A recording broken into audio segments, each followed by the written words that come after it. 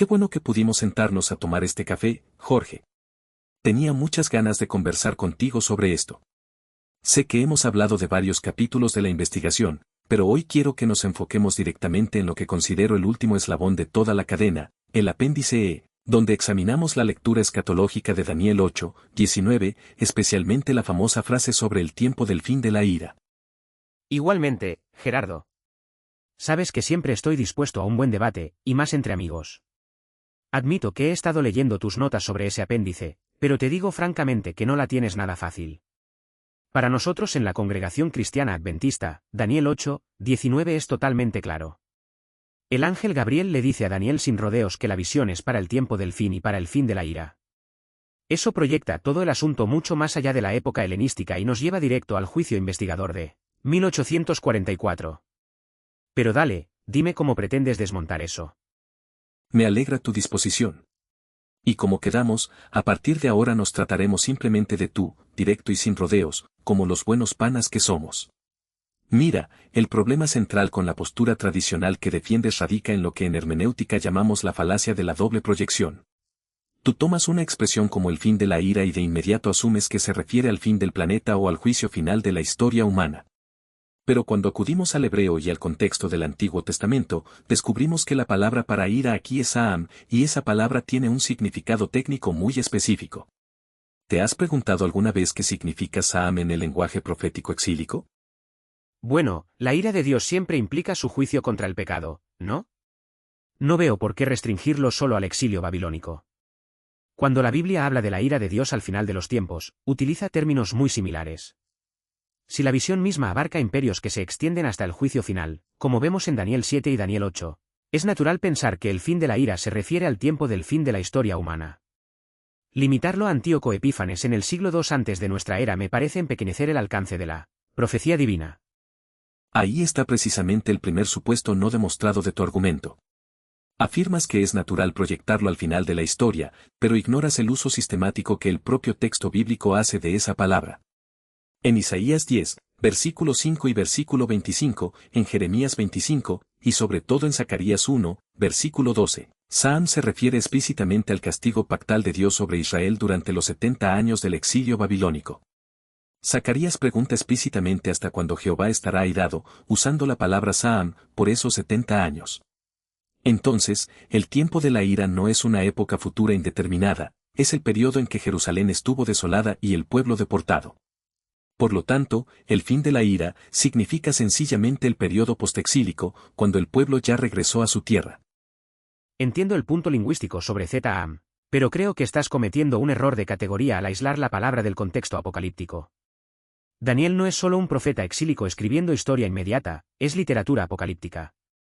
El ángel Gabriel le dice explícitamente en el versículo 17, entiende, hijo de hombre, porque la visión es para el tiempo del fin. Y en el versículo 19 repite, eso es para el tiempo del fin. ¿Cómo vas a decir que el tiempo del fin se cumplió en el siglo II antes de nuestra era con Antíoco cuando la historia humana continuó por más de 2000 años después de eso? Eso crea una contradicción evidente en tu propia lógica. No hay ninguna contradicción si leemos el término hebreo QT en su propio ropaje semítico y no con nuestros anteojos del siglo XXI. Tú estás asumiendo que tiempo del fin significa la destrucción del planeta Tierra o la segunda venida. Pero en el hebreo bíblico, QT significa límite, término o conclusión de un periodo determinado.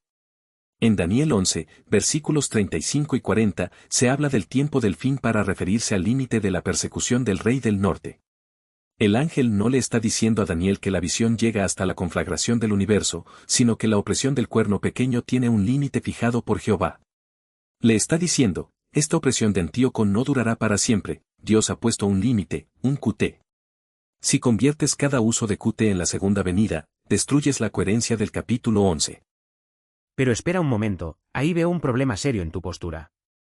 Si dices que la ira es el exilio babilónico, y que el fin de la ira es el periodo postexílico donde Antíoco ataca, me estás diciendo que Antíoco ataca cuando la ira de Dios ya terminó. ¿Cómo puede el ataque de Antíoco, que fue un castigo terrible donde se profanó el santuario y se interrumpió el continuo sacrificio, ocurrir en un periodo donde Dios ya no está airado con su pueblo? Eso suena a que Dios permite la profanación de su templo en un tiempo de paz y favor.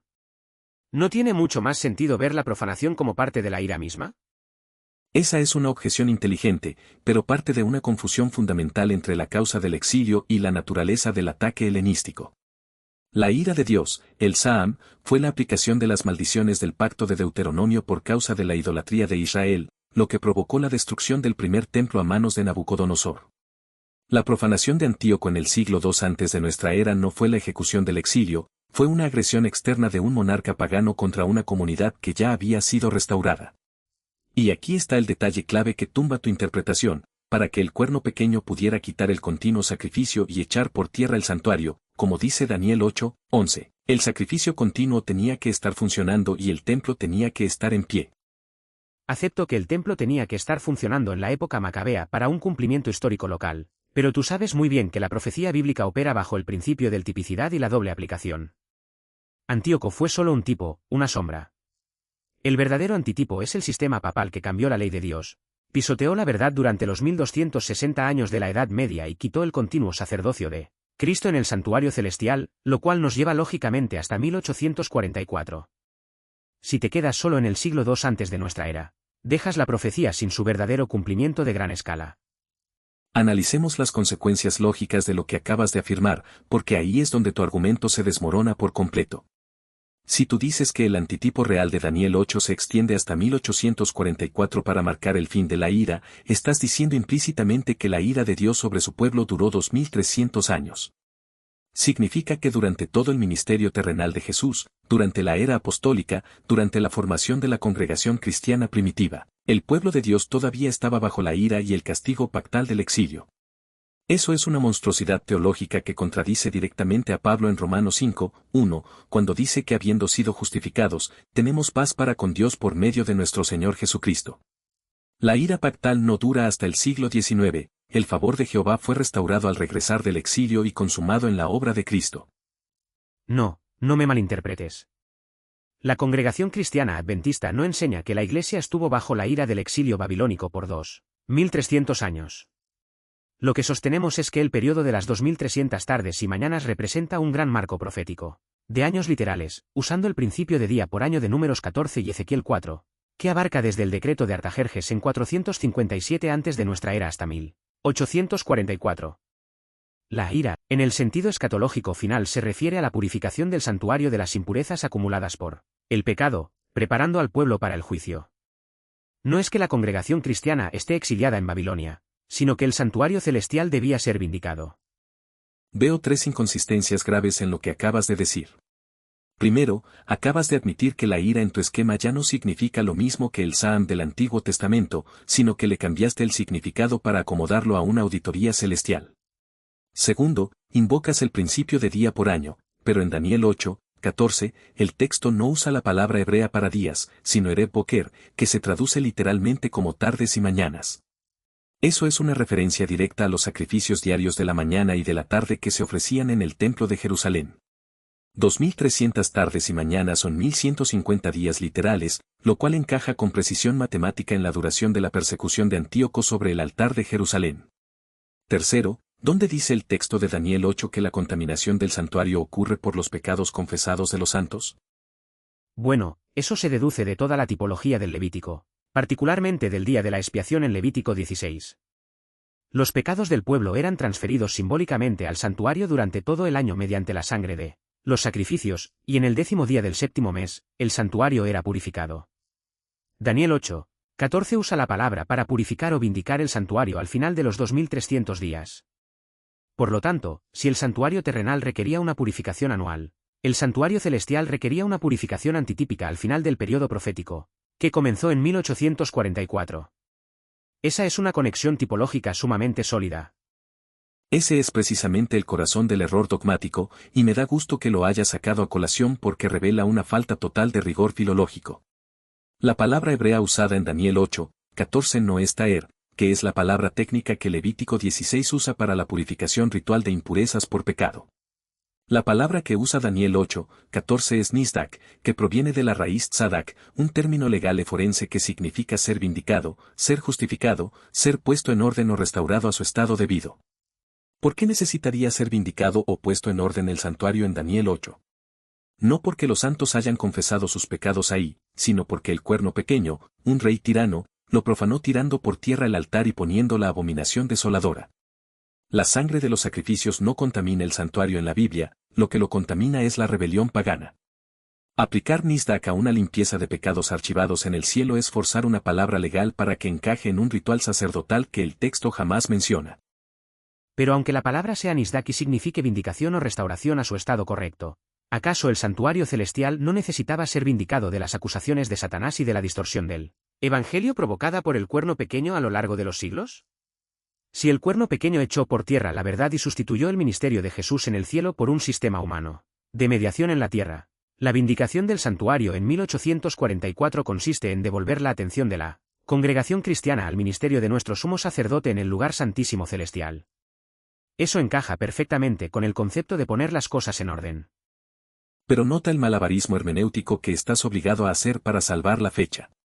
Empiezas diciendo que el santuario se purifica de los pecados acumulados de los redimidos, citando Levítico 16. Cuando te demuestro que el verbo es Nizdak y se refiere a la vindicación contra la profanación del cuerno pequeño, cambias de argumento y dices que se trata de vindicar el santuario del sistema papal.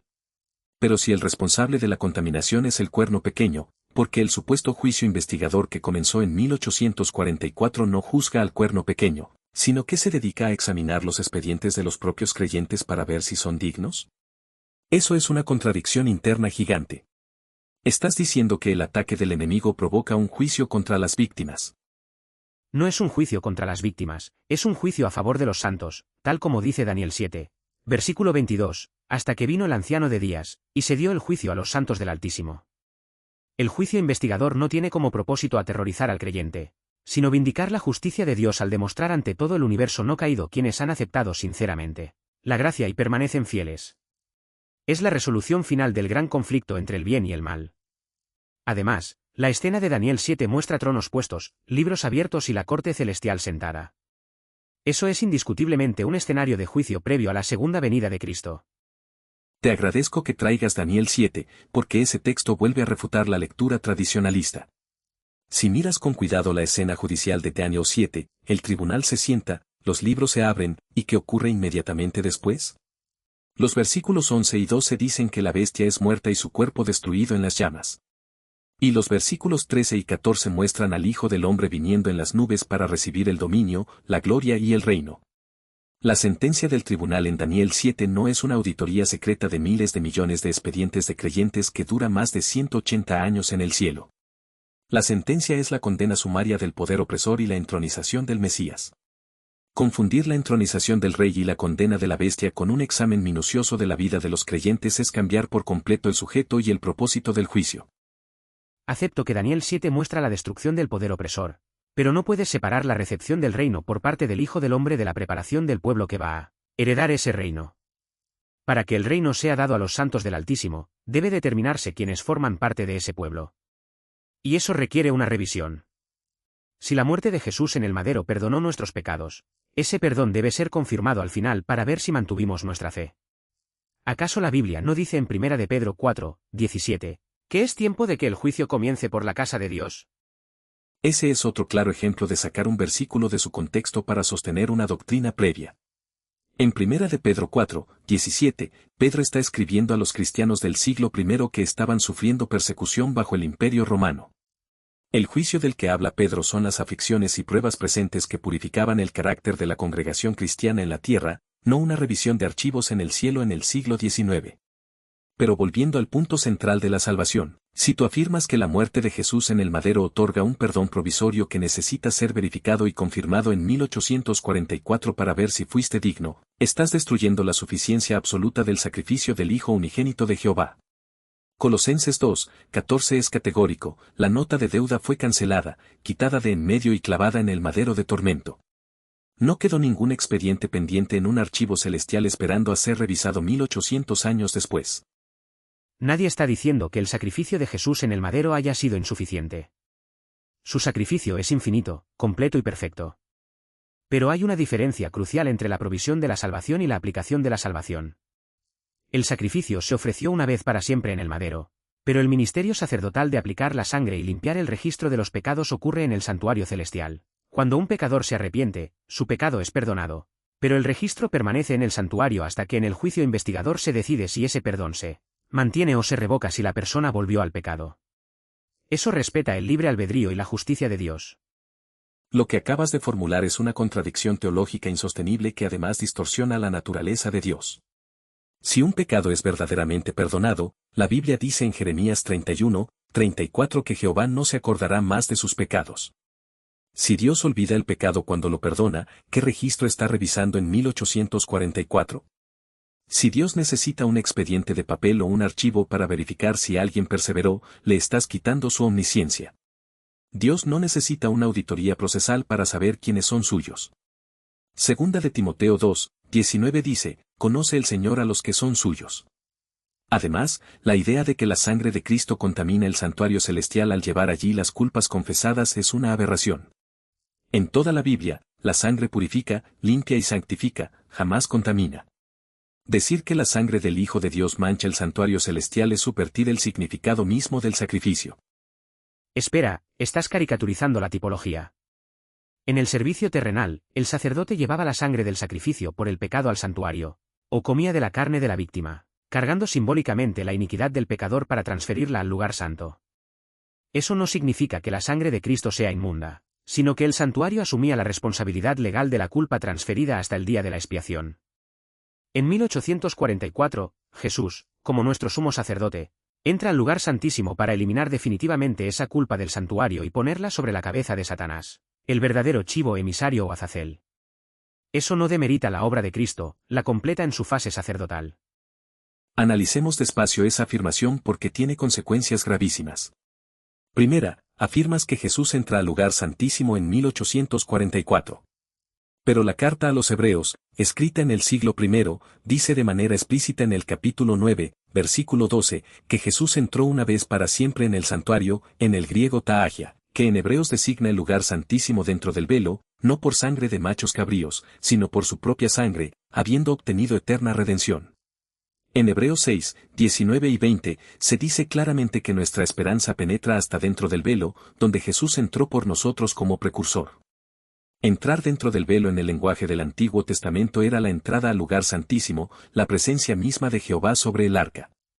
Por lo tanto, el libro de Hebreos afirma categóricamente que Jesús entró al lugar santísimo en su ascensión en el siglo I, no en 1844. Tu doctrina hace que Jesús haya esperado 1800 años fuera del velo. Ahí hay un debate de traducción filológica muy profundo sobre ta'agia en hebreos. Muchas versiones traducen ta'agia como el santuario en sentido general, abarcando ambos compartimentos. Jesús al ascender inició su ministerio en el primer compartimento, el lugar santo, ofreciendo su intercesión.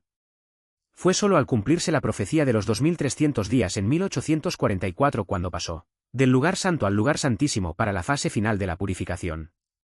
Si hubiera entrado al lugar santísimo desde el siglo I, la tipología del servicio diario en el primer compartimento no tendría ningún cumplimiento antitípico en la era cristiana. Tu respuesta crea un problema mucho mayor de dobles estándares. Por un lado, me exiges el máximo rigor filológico para analizar palabras como Saam o Kute en Daniel, pero por otro lado minimizas el uso incontestable de dentro del velo en Hebreos 6, 19. La frase griega esotou katapetasmato se usa en la Septuaginta exclusivamente para el velo que separaba el lugar santo del lugar santísimo, el velo que daba acceso al arca del pacto. No existe un solo lugar en el Antiguo Testamento donde dentro del velo signifique el primer compartimento. Decir que Jesús estuvo en el primer compartimento hasta 1844 es ignorar el texto griego de Hebreos para proteger el cálculo de Guillermo Miller. Además, el argumento de que Satanás es el chivo emisario que lleva finalmente los pecados de los redimidos convierte a Satanás en un corredentor que sufre la carga final del pecado, lo cual roba la gloria absoluta al Hijo de Dios, quien llevó él mismo nuestros pecados en el madero, como dice Primera de Pedro 2, 24. Satanás jamás es un CEO redentor. Eso sí que es una mala interpretación de nuestra fe. El chivo para Azazel no paga por los pecados de nadie para salvarlos. Azazel recibe la culpa de los pecados ya perdonados y expiados solo como el instigador original del mal, para sufrir el castigo final. La expiación la realiza únicamente el chivo para Jehová, que representa a Cristo. La colocación de los pecados sobre Satanás al final del juicio investigador es un acto de justicia penal, no un acto de salvación. Satanás no salva a nadie, recibe la retribución por haber sido el tentador. No hay ningún robo de gloria a Cristo en eso. El problema es que en Levítico 16, el ritual del chivo emisario forma parte integral del Yom Kippur, el día de la expiación. Si pones la fase final de la eliminación del pecado sobre Satanás, estás haciendo que la obra del día de la expiación no termine en el madero ni en el sacerdocio de Cristo, sino en el juicio final sobre el diablo. Pero regresemos al apéndice E y a la estructura de Daniel 8, porque nos estamos desviando del hilo cronológico central. ¿Recuerdas lo que demostramos sobre la elevación ontológica entre Daniel 8 y Daniel 9? Recuerdo tu planteamiento del capítulo 6. Tú dices que Daniel 9 no es un corte matemático de las 70 semanas sacadas de los 2300 días, sino una respuesta de Dios que eleva la mirada de Daniel desde las piedras del templo terrenal hacia el Mesías. Pero la interpretación histórica protestante siempre ha visto las 70 semanas como los primeros 490 años cortados o determinados del periodo mayor de los 2300 días. El verbo hebreo chatak en Daniel 9, 24 significa cortar. ¿Cortar de dónde? Pues del periodo más largo de Daniel 8, 14 que dejó a Daniel enfermo y sin entender la visión. Ahí caemos nuevamente en una suposición circular. Dices que chatak significa cortar de un periodo más largo, pero lingüísticamente chatak en el hebreo postbíblico y arameo significa decretar, determinar o asignar. No requiere la existencia de una tira cósmica de tiempo de la cual se tijeretea un pedazo. La angustia de Daniel en el capítulo 8 no era porque no sabía hacer matemáticas o porque faltaban años por calcular. Daniel estaba profundamente angustiado, enfermo, porque vio la visión de un tirano, Antíoco, profanando el altar, deteniendo el culto y pisoteando el santuario terrenal reconstruido. Su preocupación era sobre la restauración física del templo después del exilio. Si la preocupación de Daniel era por el templo físico y el fin del exilio babilónico, ¿por qué la respuesta en el capítulo 9 se extiende hasta la muerte del Mesías y la destrucción posterior de Jerusalén por los romanos en el año 70 de nuestra era? Eso demuestra que la profecía no se limita al templo físico de la época macabea, sino que tiene una proyección mesiánica y escatológica de largo alcance. No puedes encasillar las 70 semanas solo en una respuesta local. Exacto. Y eso demuestra mi punto, no el tuyo. Dios responde a la angustia de Daniel elevando su comprensión. Daniel estaba obsesionado con las piedras, los muros y el ritual terrenal del templo reconstruido. Y Jehová, a través de Gabriel en el capítulo 9, le dice en esencia, Daniel, no te preocupes únicamente por un templo de piedra que volverá a ser profanado y finalmente destruido. Mira la realidad ontológica superior, el Mesías vendrá para poner fin a la transgresión, traer la justicia perdurable y expiar la iniquidad no con la sangre de toros, sino con su propio sacrificio. Esa es la elevación ontológica, pasar de la sombra de un edificio terrenal a la realidad del Hijo unigénito de Dios.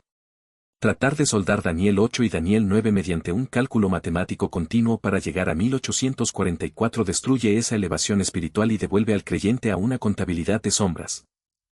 Admito que esa idea de la elevación ontológica suena muy bonita teológicamente, pero descuida el principio de continuidad de las profecías apocalípticas. Si miras el libro de Daniel en su conjunto, la secuencia de reinos en Daniel 2 se repite con más detalle en Daniel 7 y Daniel 8. Hay una línea de tiempo continua e ininterrumpida que cubre la historia humana desde Babilonia hasta el fin del mundo. Romper esa continuidad en Daniel 8 para meter a Antíoco Epífanes en el imperio griego como la conclusión del cuerno pequeño rompe la pauta del libro, porque deja fuera al imperio romano y a la congregación cristiana de la era moderna. Esa es una objeción clásica, pero se basa en ignorar las diferencias obvias entre las visiones. En Daniel 2 y Daniel 7, la secuencia comienza con Babilonia. Pero en Daniel 8, Babilonia ya no aparece, la visión empieza directamente con Medo, Persia y Grecia. El texto identifica a estos reinos por sus nombres propios en los versículos 20 y 21. Y el cuerno pequeño de Daniel 8 no surge de la cuarta bestia como en Daniel 7, sino que sale de una de las 4 astas del macho cabrío, es decir, de una de las divisiones del imperio seleucida griego. Intentar meter a Roma saliendo de una de las 4 divisiones del imperio de Alejandro Magno es una violación del texto geográfico e histórico. Roma no nació de los generales seleucidas, Roma vino del occidente e invadió el oriente. Antíoco IV Epífanes, en cambio, salió directamente de la dinastía seleucida griega. Pero piensa en esto, la profecía dice que el cuerno pequeño de Daniel 8 crecería mucho al sur, al oriente y hacia la tierra hermosa. Antíoco Epífanes fue un rey menor, un vasallo de Roma que tuvo que retirarse de Egipto cuando el embajador romano Popilio Leñas le trazó un círculo en la arena y le ordenó volverse. Antíoco jamás fue un imperio grande o magnífico en términos de poder global. Como un rey tan insignificante y humillado puede cumplir el lenguaje grandioso de Daniel 8. ¿Que dice que se engrandeció hasta el ejército del cielo? Eso resulta en una desproporción histórica evidente. Esa es una lectura muy superficial de la historia helenística. Para el pueblo judío de la era intertestamentaria, Antíoco IV no fue insignificante. Fue el primer gobernante en la historia que intentó erradicar sistemáticamente la fe en Jehová, prohibiendo la circuncisión, quemando los rollos de la ley, forzando la helenización y erigiendo la estatua de Zeus en el mismísimo altar de los sacrificios del templo. La grandiosidad del lenguaje profético no mide el tamaño territorial de un imperio en kilómetros cuadrados, mide la gravedad espiritual del ataque contra el culto al verdadero Dios. Para la congregación cristiana y el pueblo de Dios de aquel tiempo, la crisis de Antíoco fue la mayor amenaza existencial que habían enfrentado jamás. Pretender que fue insignificante porque Roma era más grande militarmente es juzgar los textos proféticos con un criterio puramente político y no espiritual. Entiendo el impacto de Antíoco sobre Judea, no lo voy a negar. Los libros de Macabeos lo registran con dramatismo. Pero si el cumplimiento concluyó en la rededicación macabea en el año 164 antes de nuestra era, ¿por qué Jesús mismo en Mateo 24, 14 y 15 habla de la abominación desoladora de la que habló el profeta Daniel, como un evento aún futuro para sus discípulos en el siglo I? Si la abominación desoladora ya había ocurrido con Antíoco 2 siglos atrás, la mención de Jesús prueba inequívocamente que la profecía tenía un cumplimiento posterior en la invasión romana del año 70 de nuestra era y, por extensión, en el fin de los tiempos. Eso destruye la idea de que la profecía quedó cerrada en la era macabea. Me alegra muchísimo que traigas las palabras de Jesús en Mateo 24, porque ese pasaje demuestra con claridad impecable cómo funciona la aplicación profética sin necesidad de recurrir a la invención de 1844.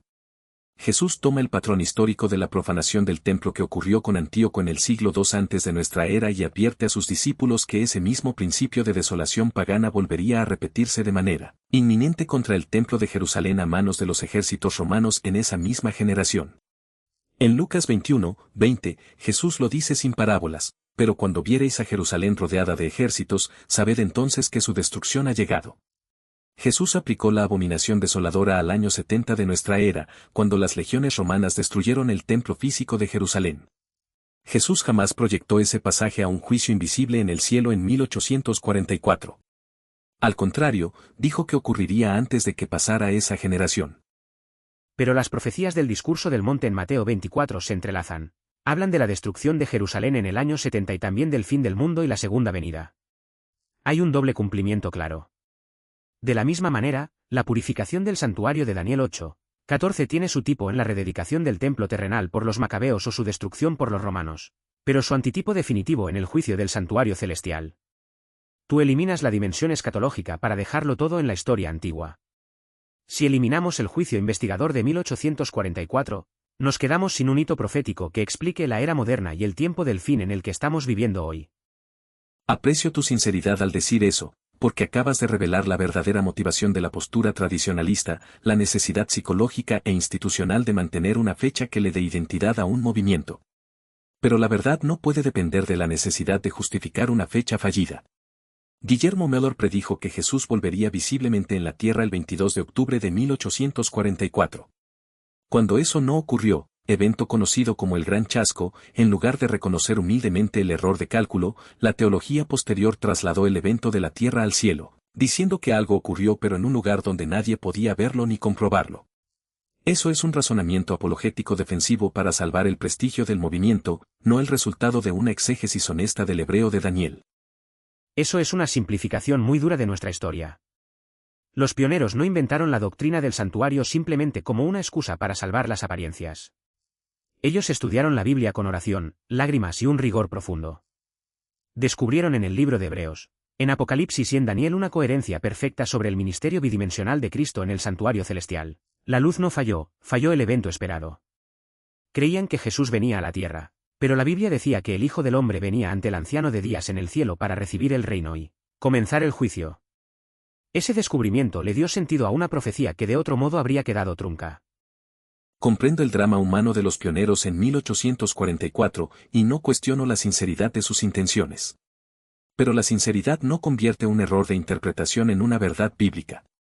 Vamos a examinar las consecuencias de esa racionalización. Para sostener que en 1844 Jesús pasó al lugar santísimo, tienes que hacer tabla rasa de todo lo que enseña la carta a los hebreos sobre la obra consumada de Cristo.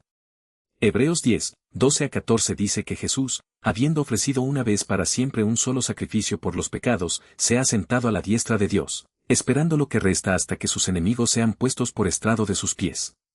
Se sentó en el trono celestial en el siglo I. No estuvo caminando o esperando en una antesala durante 1800 años hasta que llegó la fecha de Melor.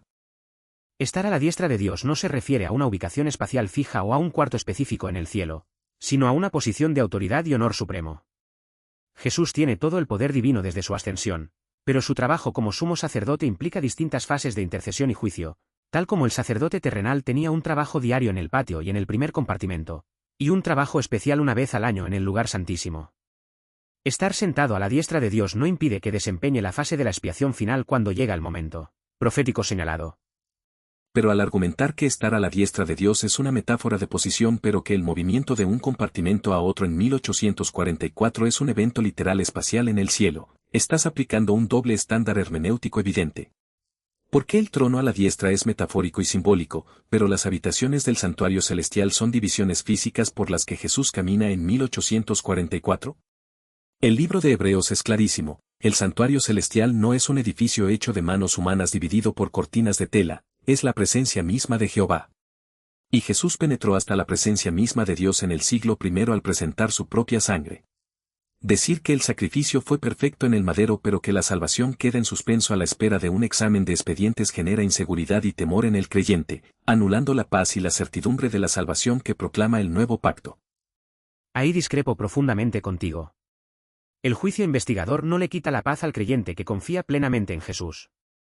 Si estás agarrado de Cristo, si tu vida está escondida con Él en Dios, no tienes nada que temer en el juicio. La sentencia será a tu favor. El juicio investigador no es para ver cómo nos condenamos, sino para mostrar ante el universo que la gracia de Dios ha transformado vidas reales. Nos da una responsabilidad solemne de vivir vidas santas en el tiempo del fin, sabiendo que nuestras acciones tienen un eco eterno. No veo por qué eso destruye la certidumbre si tu fe está puesta en el sustituto. Fíjate bien en la contradicción de lo que acabas de expresar. Dices, si estás agarrado de Cristo no tienes nada que temer, pero la misma teología institucional enseña que durante el juicio investigador debes repasar cada pensamiento y acción porque si un solo pecado confesado no fue vencido o un pecado olvidado queda sin borrar, tu nombre puede ser emblanquecido del libro de la vida. Eso genera un enfoque egocéntrico e introspectivo basado en el desempeño individual, donde el creyente jamás sabe si ha sido suficientemente transformado para pasar la auditoría. En contraste, el Evangelio proclamado por los apóstoles enseña que la purificación de la conciencia es una realidad presente mediante el sacrificio de Jesús, el primogénito de la creación de Jehová, el medio mediante el cual todas las cosas fueron hechas. En Romanos 8, 1, Pablo declara, ahora, pues, ninguna condenación hay para los que están en Cristo Jesús. No dice ninguna condenación hasta que comience tu auditoría en 1844. La condena fue cancelada definitivamente en el madero. Entiendo esa tensión sobre la seguridad de la salvación, y admito que a veces se ha predicado el juicio de una forma legalista que ha causado angustia innecesaria a muchos, pero eso es un problema de mala praxis pastoral, no de la doctrina en sí. La doctrina bien entendida enfatiza que Jesús es nuestro abogado. Si Jesús es tu abogado y también tu juez, ¿quién puede perder el caso? Además, ¿qué haces con los pasajes del Apocalipsis, como el mensaje del primer ángel en Apocalipsis 14, 6 y 7, que proclama a todas las naciones, temed a Dios y dadle gloria, porque la hora de su juicio ha llegado? Esa proclamación ocurre justo antes de la segunda venida y de la caída de Babilonia. Es una llamada mundial en el tiempo del fin a reconocer que el juicio ya está en proceso.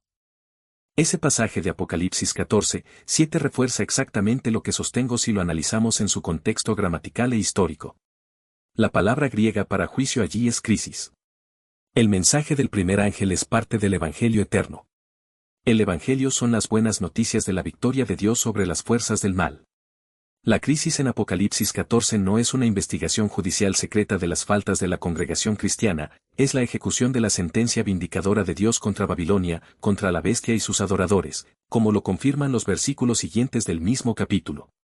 Es el anuncio a toda la tierra de que la soberanía de Jehová se va a manifestar para liberar a su pueblo perseguido y castigar a sus opresores. Convertir el Evangelio eterno en el anuncio de un examen sorpresa a los santos es distorsionar las buenas nuevas de la liberación divina. Aun si aceptamos que la crisis incluye la sentencia contra las bestias y Babilonia, sigue siendo un proceso judicial celestial que ocurre en la era final de la historia humana, Previo al retorno de Cristo. No puedes negar que hay un juicio que antecede al día de la ira final. Y si la congregación cristiana de Dios debe proclamar ese mensaje al mundo, requiere una comprensión clara de la cronología profética. De lo contrario, ¿cuál es el mensaje especial de la congregación cristiana para el tiempo del fin? Si descartamos el marco de Daniel y Apocalipsis con el año 1844, la Iglesia pierde su sentido de misión histórica única. Ahí reside el fondo del asunto, el temor a perder la identidad institucional si se abandona un dogma. Pero la verdadera identidad de la congregación cristiana no depende de una fecha cronológica errónea fruto de un chasco interpretativo del siglo XIX, sino de su fidelidad a la palabra de Dios y al mensaje centrado en el Mesías. La gran comisión dada por el Hijo de Dios no fue salir a enseñar cálculos de 2300 días o fijar fechas de auditorías celestiales, sino proclamar el arrepentimiento, el perdón de pecados y la reconciliación con Jehová por medio del sacrificio del Mesías. La verdadera misión es llevar alivio y libertad a las conciencias oprimidas por el culpa, no imponerles la carga de una auditoría inquisitorial en el cielo. Pero reflexiona sobre lo que implicaría para millones de creyentes sinceros aceptar tu postura.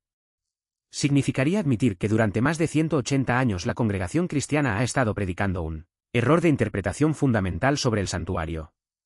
Significaría desmontar el pilar profético sobre el cual se edificó todo un movimiento mundial. Eso causaría una conmoción de fe devastadora para muchos. ¿No crees que la providencia de Dios habría guiado a su pueblo a la verdad en lugar de permitir que enseñaran un error durante casi 2 siglos? Esa es una apelación emocional, no un argumento exegético. La historia bíblica está llena de momentos donde el pueblo de Dios sostuvo conceptos equivocados durante siglos hasta que la palabra los corrigió.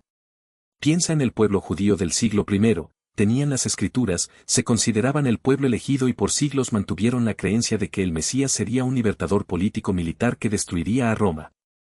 Cuando vino el Hijo unigénito de Jehová a ofrecer un reino espiritual y la purificación del corazón, la mayoría lo rechazó porque preferían aferrarse a sus tradiciones institucionales antes que aceptar la verdad bíblica. La providencia de Dios no garantiza que las instituciones sean infalibles, garantiza que su palabra permanezca y que la verdad esté disponible para todo aquel que busque con humildad e integridad de corazón.